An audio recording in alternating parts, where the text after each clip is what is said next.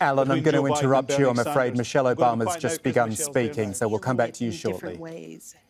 And I know a lot of folks are reluctant to tune into a political convention right now or to politics in general.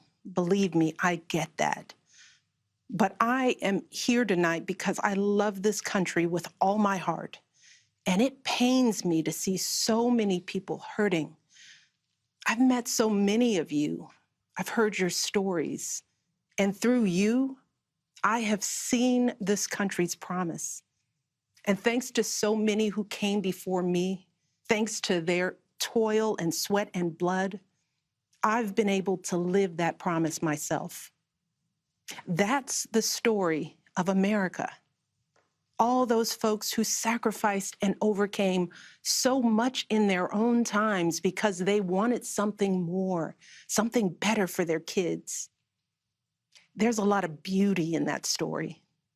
There's a lot of pain in it too. A lot of struggle and injustice and work left to do. And who we choose as our president in this election will determine whether or not we honor that struggle and chip away at that injustice and keep alive the very possibility of finishing that work. I am one of a handful of people living today who have seen firsthand the immense weight and awesome power of the presidency. And let me once again tell you this: the job is hard. It requires clear-headed judgment, a mastery of complex and competing issues, a devotion to facts and history, a moral compass, and an ability to listen, and an abiding belief that each of the 330 million lives in this country has meaning and worth. A president's words have the power to move markets. They can start wars or broker peace. They can summon our better angels or awaken our worst instincts. You simply cannot fake your way through this job. As I've said before, being president doesn't change who you are. It reveals who you are. Well, a presidential election can reveal who we are too. And 4 years ago, too many people chose to believe that their votes didn't matter. Maybe they were fed up. Maybe they thought the outcome wouldn't be close. Maybe the barriers felt too steep, whatever the reason. In the end, those choices sent someone to the Oval Office who lost the national popular vote by nearly 3 million votes. In one of the states that determined the outcome, the winning margin averaged out to just 2 votes per precinct. 2 votes. And we've all been living with the consequences. When my husband left office with Joe Biden at his side, we had a record-breaking stretch of job creation. We'd secured the right to health care for 20 million people. We were respected around the world, rallying our allies to confront climate change. And our leaders had worked hand in hand with scientists to help prevent an Ebola outbreak from becoming a global pandemic. 4 years later, the state of this nation is very different. More than 150,000 people have died, and our economy is in shambles because of a virus that this president downplayed for too long. It has left millions of people jobless. Too many have lost their health care. Too many are struggling to take care of basic necessities like food and rent. Too many communities have been left in the lurch to grapple with whether and how to open our schools safely. Internationally, we've turned our back, not just on agreements forged by my husband, but on alliances championed by presidents like Reagan and Eisenhower. And here at home, as George Floyd, Breonna Taylor, and a never-ending list of innocent people of color continue to be murdered, stating the simple fact that a Black life matters is still met with derision from the nation's highest office. Because whenever we look to this White House for some leadership or consolation or any semblance of steadiness, what we get instead is chaos, division, and a total and utter lack of empathy. Empathy. That's something I've been thinking a lot about lately. The ability to walk in someone else's shoes. The recognition that someone else's experience has value too. Most of us practice this without a second thought. If we see someone suffering or struggling, we don't stand in judgment, we reach out. Because there, but for the grace of God, go I. It is not a hard concept to grasp. It's what we teach our children. And like so many of you, Barack and I have tried our best to instill in our girls a strong moral foundation to carry forward the values that our parents and grandparents poured into us. But right now, kids in this country are seeing what happens when we stop requiring empathy of one another. They're looking around wondering if we've been lying to them this whole time about who we are and what we truly value. They see people shouting in grocery stores, unwilling to wear a mask to keep us all safe. They see people calling the police on folks minding their own business just because of the color of their skin. They see an entitlement that says only certain people belong here. That greed is good and winning is everything, because as long as you come out on top, it doesn't matter what happens to everyone else. And they see what happens when that lack of empathy is ginned up into outright disdain. They see our leaders labeling fellow citizens enemies of the state while emboldening torch-bearing white supremacists. They watch in horror as children are torn from their families and thrown into cages, and pepper spray and rubber bullets are used on peaceful protesters for a photo op. Sadly, this is the America that is on display for the next generation. A nation that's underperforming not simply on matters of policy, but on matters of character. And that's not just disappointing, it's downright infuriating. Because I know the goodness and the grace that is out there in households and neighborhoods all across this nation. And I know that regardless of our race, age, religion, or politics, when we close out the noise and the fear and truly open our hearts, we know that what's going on in this country is just not right. This is not who we want to be. So what do we do now?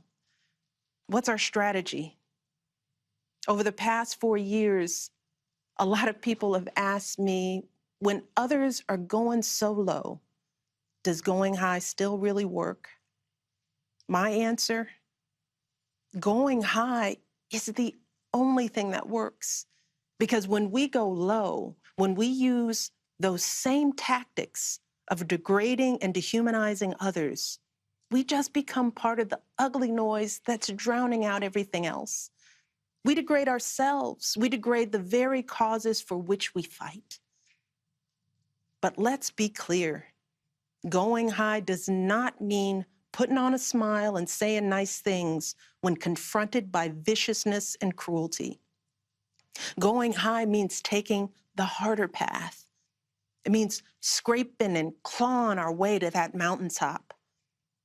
Going high means standing fierce against hatred while remembering that we are one nation under God.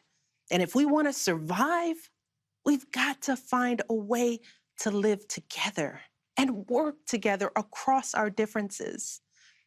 And going high means unlocking the shackles of lies and mistrust with the only thing that can truly set us free: the cold, hard truth. So let me be as honest and clear as I possibly can. Donald Trump is the wrong president for our country.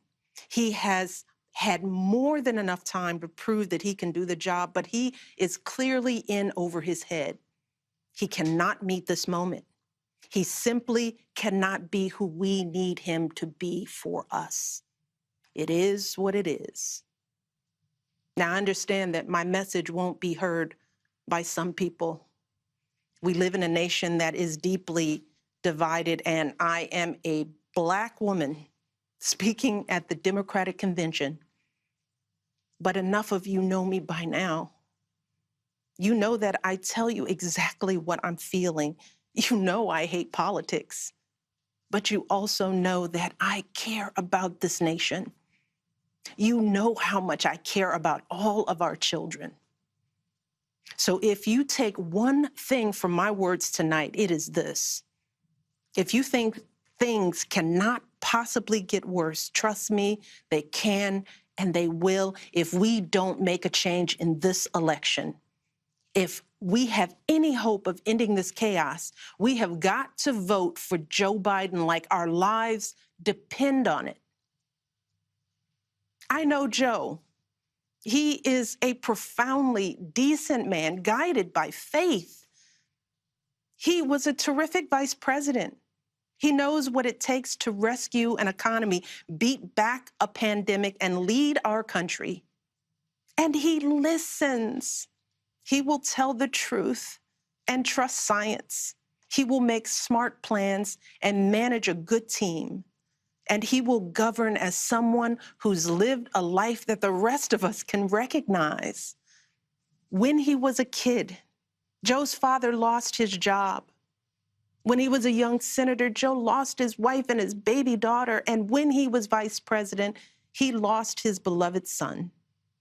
So Joe knows the anguish of sitting at a table with an empty chair, which is why he gives his time so freely to grieving parents. Joe knows what it's like to struggle, which is why he gives his personal phone number to kids overcoming a stutter of their own.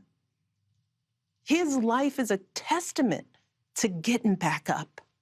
And he is going to channel that same grit and passion to pick us all up, to help us heal and guide us forward. Now, Joe is not perfect, and he'd be the first to tell you that. But there is no perfect candidate, no perfect president. And his ability to learn and grow, we find in that the kind of humility and maturity that so many of us yearn for right now. Because Joe Biden has served this nation his entire life without ever losing sight of who he is. But more than that, he has never lost sight of who we are, all of us. Joe Biden wants all of our kids to go to a good school, see a doctor when they're sick, live on a healthy planet. And he's got plans to make all of that happen. Joe Biden wants all of our kids, no matter what they look like, to be able to walk out the door without worrying about being harassed or arrested or killed. He wants all of our kids to be able to go to a movie or a math class without being afraid of getting shot. He wants all our kids to grow up with leaders who won't just serve themselves and their wealthy peers, but will provide a safety net for people facing hard times. And if we want a chance to pursue any of these goals, any of these most basic requirements for a functioning society, we have to vote for Joe Biden in numbers that cannot be ignored. Because right now, folks who know they cannot win fair and square at the ballot box are doing everything they can to stop us from voting. They're closing down polling places in minority neighborhoods. They're purging voter rolls. They're sending people out to intimidate voters, and they're lying about the security of our ballots. These tactics are not new. But This is not the time to withhold our votes in protest or play games with candidates who have no chance of winning. We have got to vote like we did in 2008 and 2012. We've got to show up with the same level of passion and hope for Joe Biden. We've got to vote early, in person if we can. We've got to request our mail-in ballots right now, tonight, and send them back immediately, and follow up to make sure they're received, and then make sure our friends and families do the same. We have got to grab our comfortable shoes, put on our masks, pack a brown bag dinner, and maybe breakfast too, because we've got to be willing to stand in line all night if we have to. Look, we have already sacrificed so much this year. So many of you are already going that extra mile. Even when you're exhausted, you're mustering up unimaginable courage to put on those scrubs and give our loved ones a fighting chance. Even when you're anxious, you're delivering those packages, stocking those shelves, and doing all that essential work so that all of us can keep moving forward. Even when it all feels so overwhelming, working parents are somehow piecing it all together without childcare. Teachers are getting creative so that our kids can still learn and grow. Our young people are desperately fighting to pursue their dreams. And when the horrors of systemic racism shook our country and our consciences, millions of Americans of every age, every background rose up to march for each other, crying out for justice and progress. This is who we still are. Compassionate, resilient, decent people whose fortunes are bound up with one another. And it is well past time for our leaders to once again reflect our truth. So it is up to us to add our voices and our votes to the course of history, echoing heroes like John Lewis, who said, "When you see something that is not right, you must say something. You must do something." That is the truest form of empathy.